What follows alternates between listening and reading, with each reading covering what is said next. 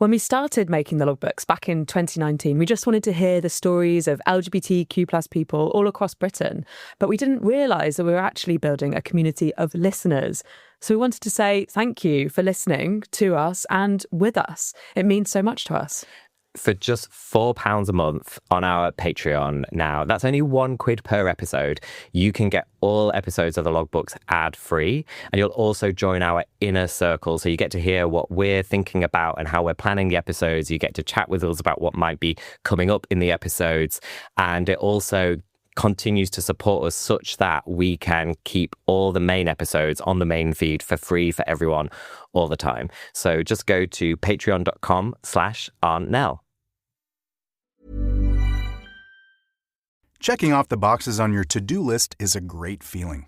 That's why a State Farm agent is there to help you choose a coverage option that's right for you. Whether you're getting a new house, car, boat, or RV, helping protect it is important. And State Farm is there to help you choose the coverage you need, whether you prefer talking in person, on the phone, or using the award-winning app. And with so many coverage options, it's nice knowing you have help finding coverage that best fits your needs, so you can continue to focus on what's most important to you. Like a good neighbor, State Farm is there. There are moments that reveal who we are and who we're meant to become. For those born to lead, such moments call for a vehicle of equal distinction. Dynamic by design, uncompromising in execution, the Range Rover Sport was engineered for those rare individuals who demand the world and possess the conviction to claim it. When your time to lead arrives, you need a vehicle that rises to meet it. The Range Rover Sport. Exclusive offers available now. Explore further at rangerover.com.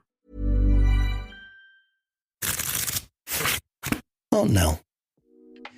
Tash, I was thinking the other day, I was remembering that when I was on holiday, there was like a load of like interesting big insects. This was in the south of Spain. And like, I didn't know what you were going to say. Crickets that made amazing loud noises. And it reminded me of when I was a child and I was really into bugs. I like had the like bug magazine subscription. I had like all the books, all the pictures and the like magnifying glasses. A thing that you can like use to like suck up and collect bugs from the garden into a little pot and then look at them later. Which were just like ants, right? Yeah, exactly. But basically, it reminded me of that when I was on holiday. And then, of course, because I had holiday brain, I was like, oh my God, I'm going to get back into bugs. Okay, like, this is going to be my whole new hobby. Oh, wow. And then back to real life. And have I done that? Absolutely not. No bugs. No bugs.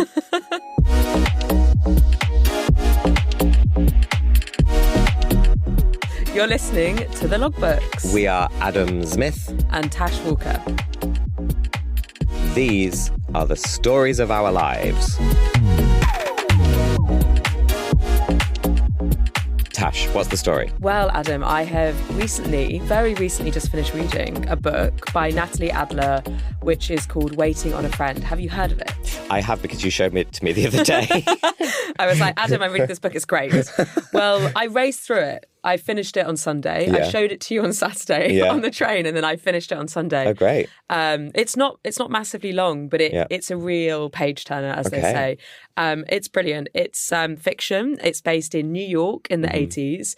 And it really is a deep dive into the AIDS crisis, but told through a very different lens than what we expect normally. So it's told through the lens of a lesbian whose friends are dying, including her flatmate, Mark, who is her best friend. And then he sadly dies, but she sees ghosts. Okay. And it's all rooted around these two stories of the HIV and AIDS crisis that's happening and her experience of seeing loved ones or people who have died. And obviously it's about grief. So it's this really clever, interesting way to be able to look directly at something that is really horrific and had such a massive impact, but through the lens of a very distracting arc of ghosts. With the ghosts and her experience of putting these ghosts to bed, if you like, or to relieve them of the pain that they're in. And it's really well written. And one of the things I loved about it was how relatable it is to our work. I was really struck by, obviously it's set in America and it has the context of it, but it felt like it was bringing to life so many of the stories that our queer elders have gently given to us or we've read in the logbooks.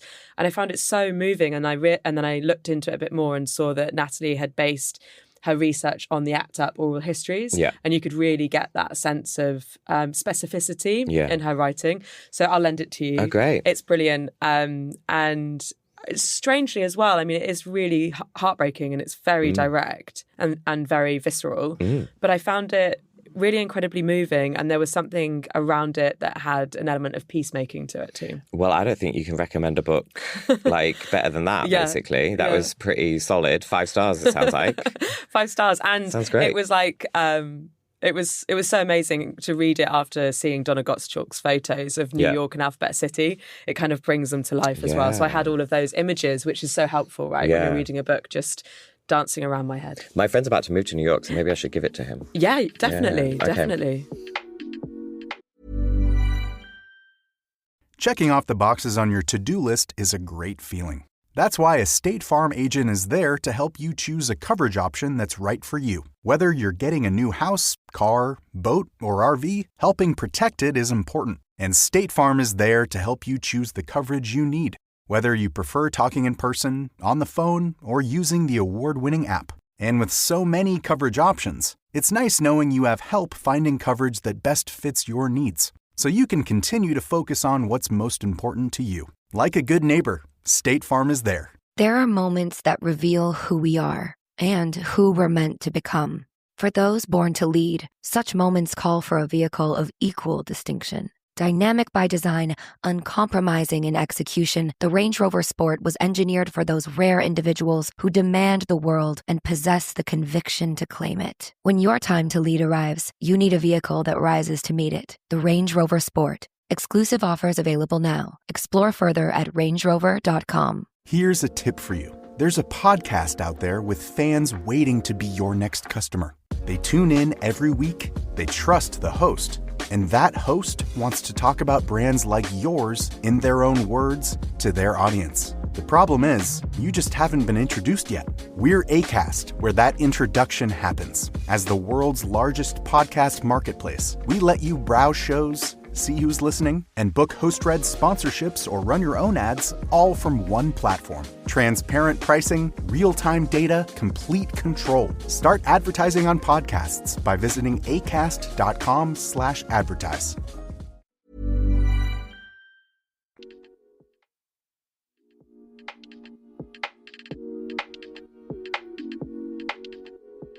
I wanted to have a big feature in this episode about poppers. Are you ready?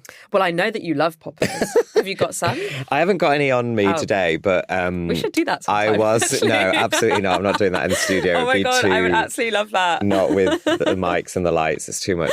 But they did break through a few social boundaries yesterday on the dance floor. Let's say that.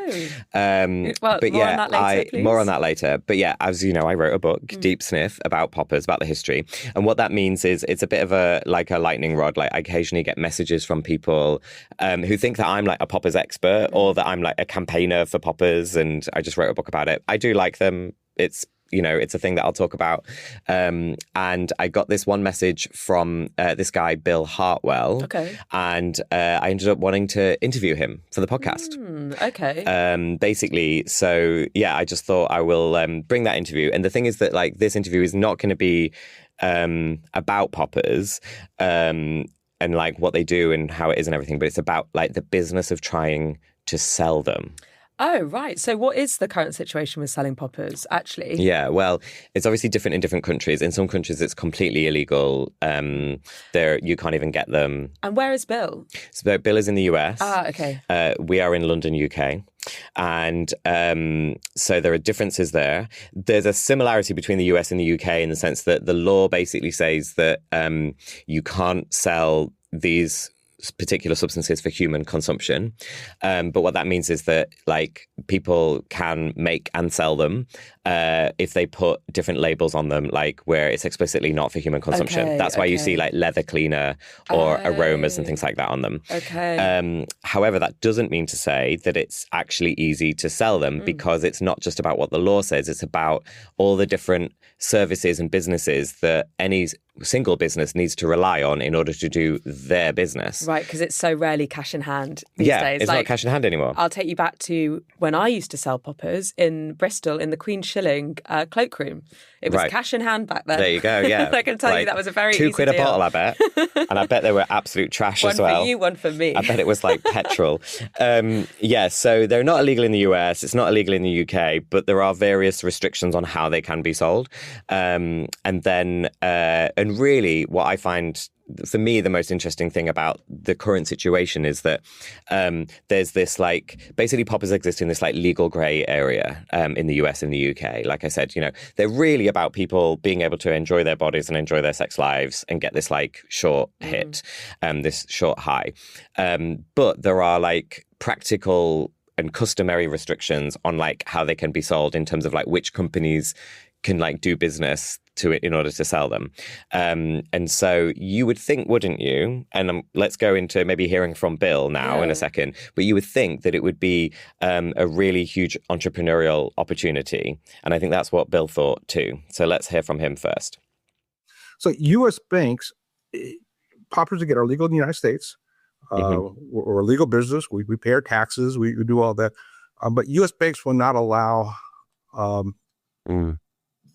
to use credit card processing for online poppers. If you go to a adult bookstore and they have poppers, you can use your credit cards there. Yeah. And that was confused with me. So I asked the processor I ended up using with my original store, why can't I sell poppers online, but I can go to a store and use it?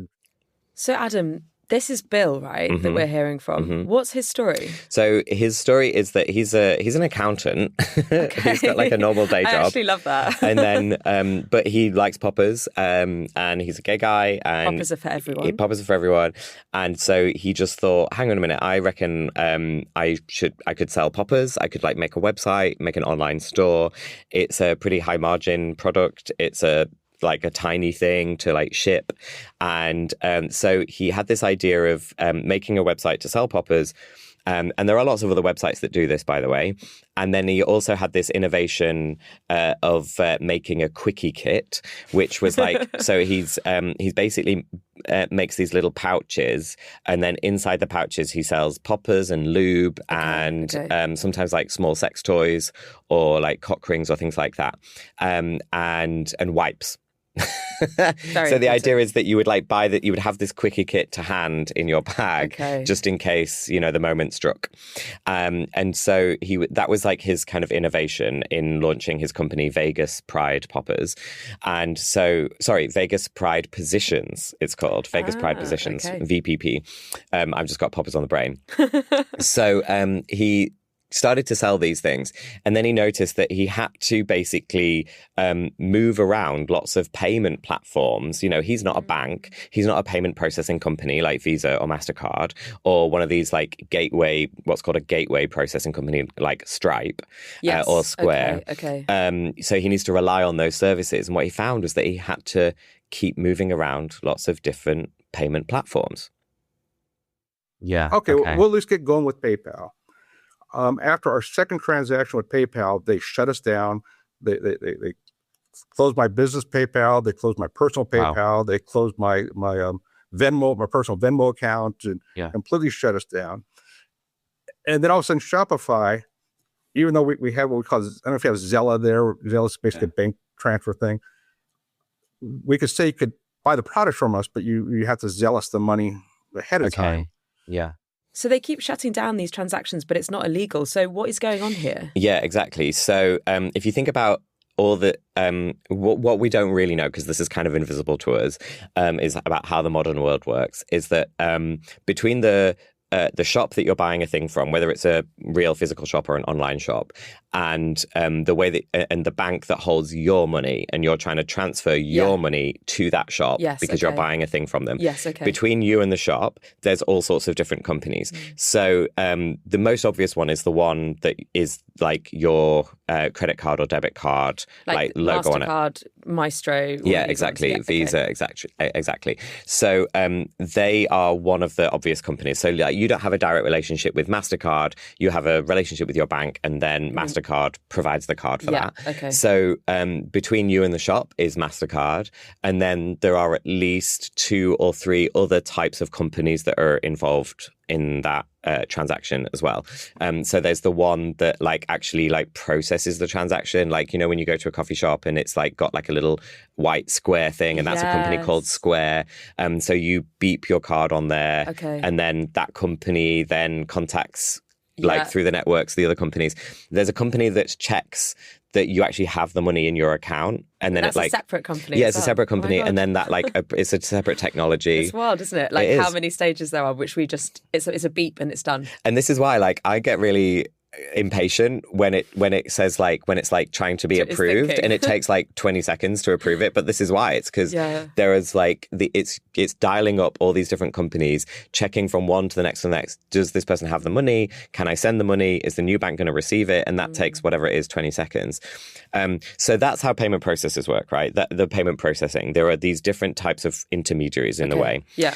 And but those companies have their own opinions about what is legitimate products or not, regardless of what the law says. You know, so if you are MasterCard or you are Square or you are PayPal, you're one of these companies that are involved in this.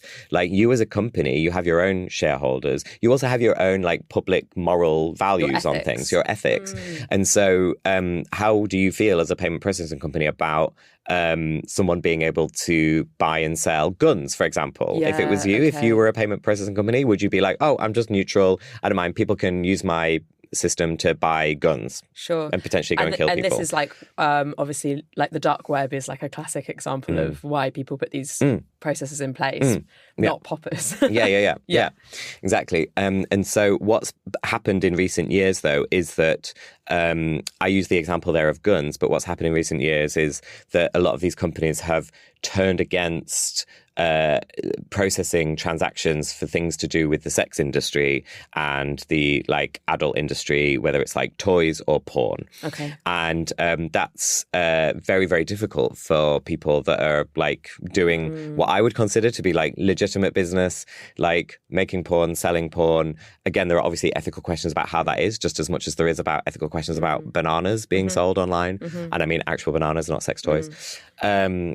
And so yeah. Yeah, but poppers is very different to this, isn't it? Yeah, sorry, we're talking about poppers. Yeah, poppers is different to this because they're in this legal grey area. And basically the processing companies started to, as you can hear from Bill, like not want to be involved in that transaction.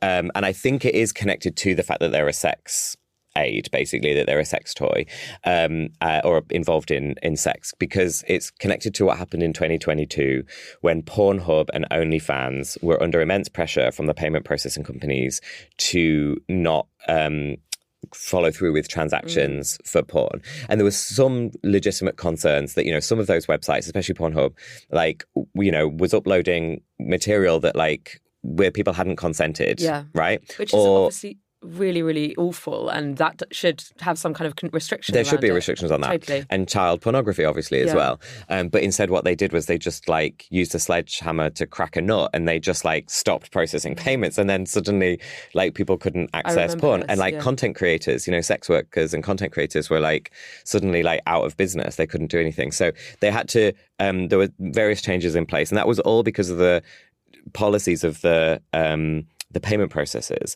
and their kind of cold feet in a way about touching anything to do with like sex or anything that might be seen as adult. And that's partly because of the politics of who their investors are, you know, and who their shareholders are and what they want to be conceived of as like family values as a company and stuff.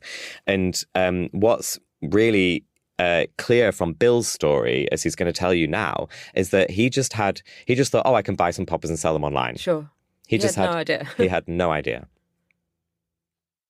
I wasn't expecting it. It didn't, you know, being new to this, and like I said, I've learned a lot in the last year.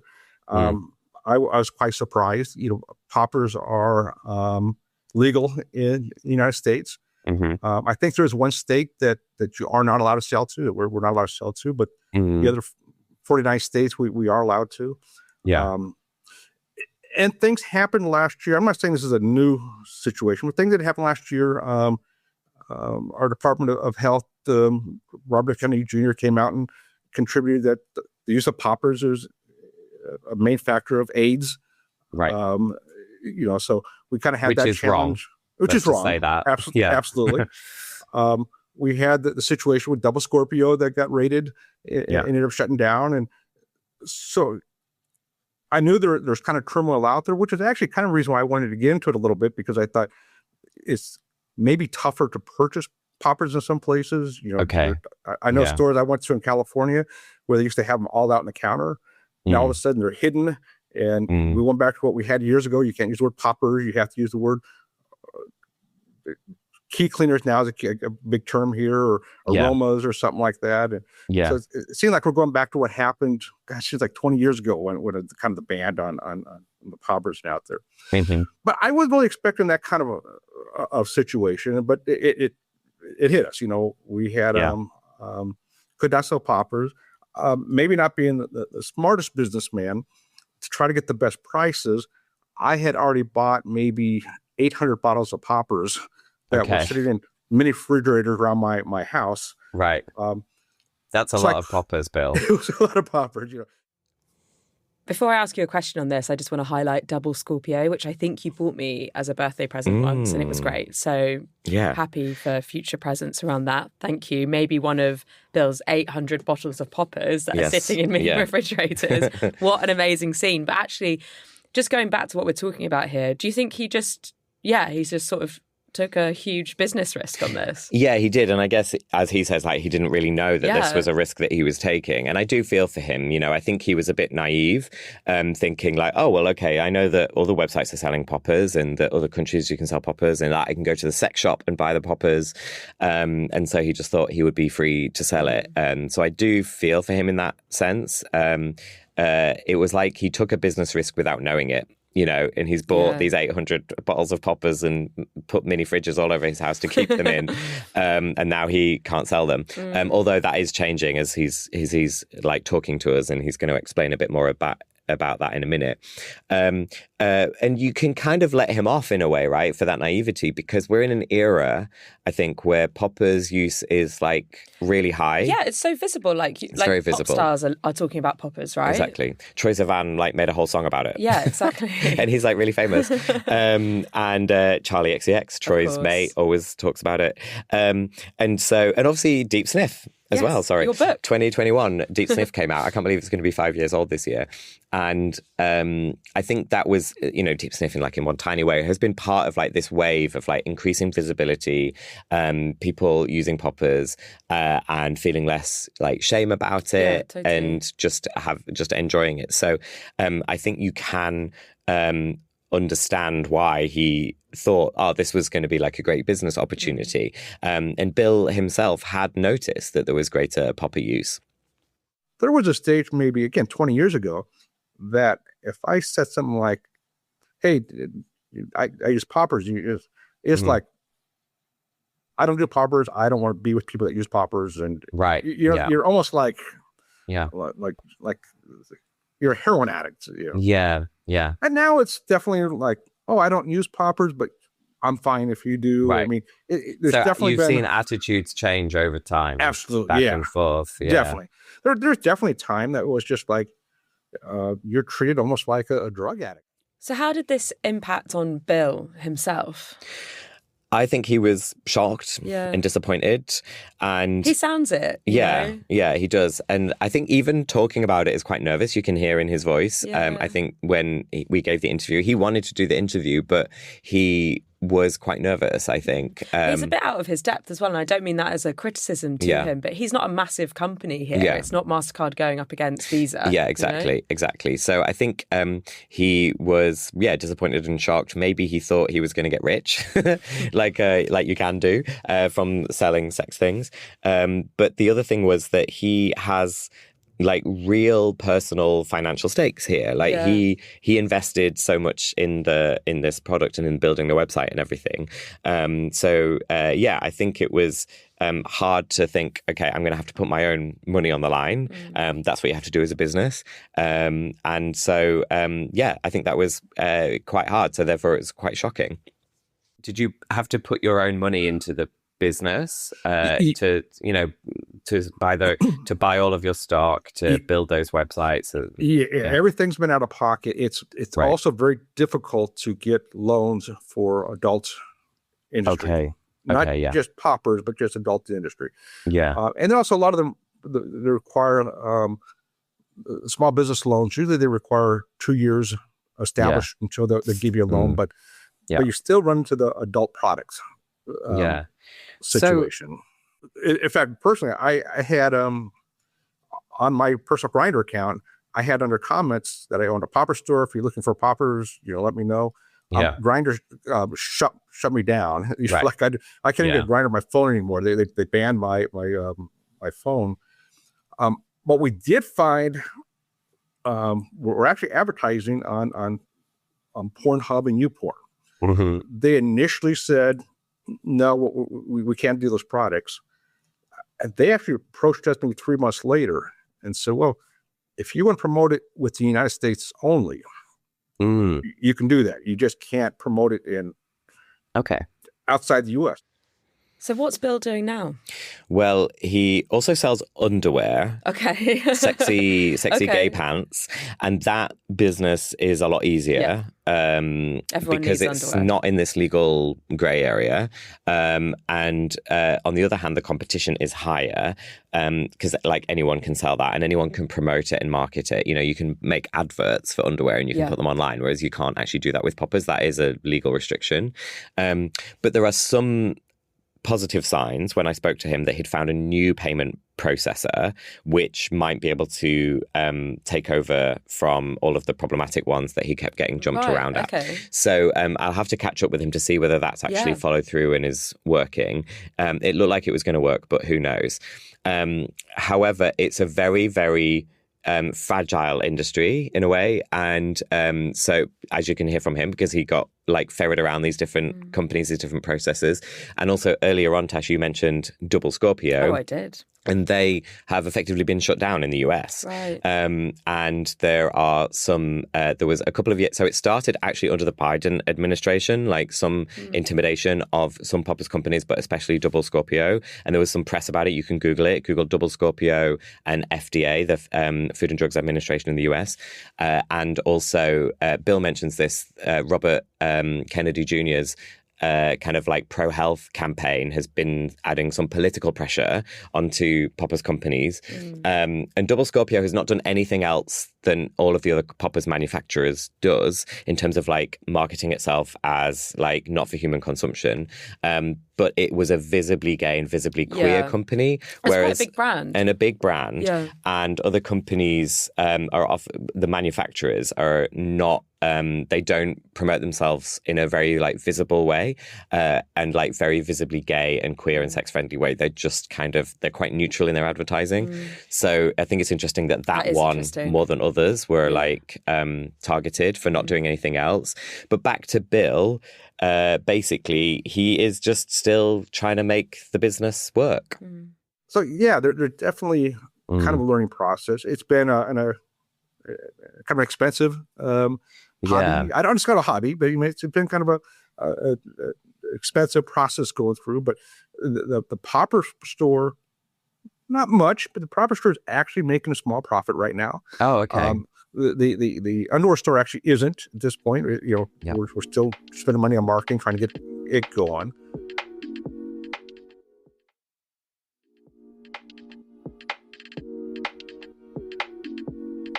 Thanks so much for bringing Bill to the podcast today, Adam. It's something I would never have thought about. Already I've learned so much about what happens from the moment I tap my phone or my card down and all of these different processing companies that are in between it.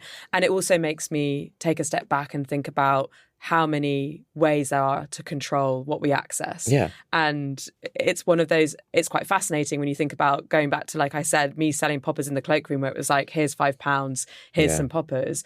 They're great. We are able to access so many more things at our fingertips, but actually we're being controlled more and more in what we actually can access. Yeah, exactly. I mean, it's the same point as all of the censorship on the Meta platforms, totally. To do with I've been involved in promoting queer film nights and queer performance nights, right? Quite a lot. And, they try and advertise on Meta, try and give money to Meta to advertise these like hyper-local events in certain venues. And then the posts get banned because they've got they're too like sexy. It's not even like actual, quote unquote, actual sex that's happening. Yeah, it's just wild. Sexy pictures. Well, I posted a video on Instagram of 3 blue tits on my bird feeder, and I wrote triple tits. Oh my God. And it got banned.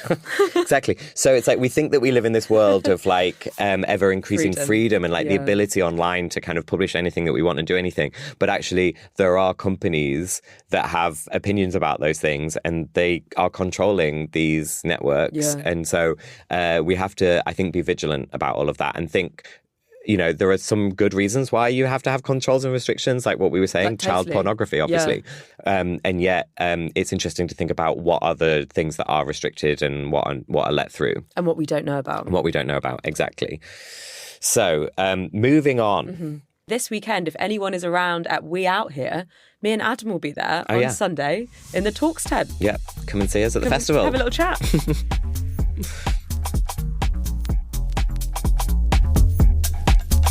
The Logbooks is an Aunt Nell production. It is hosted and produced by Tash Walker and Adam Zmith. The assistant producer is Mia Campbell. Music from Soundstripe. Original artwork by Natalie Doto. With thanks to the dreamboats at Acast.